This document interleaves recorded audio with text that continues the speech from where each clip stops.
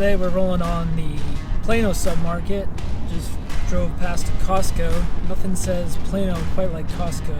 Plano's a pretty established North Dallas submarket, sort of BC stuff on the east side of Plano, and then as you move west along Dallas North Tollway, which we're going down now, mostly A product, good demographic, good schools, high income. They want to be, let's say, within a 1 mile radius of a Starbucks, but I think the next best thing or even better thing is if you're in a couple mile radius of a Costco, follow the smart guys, get into a good neighborhood, good submarket like Plano.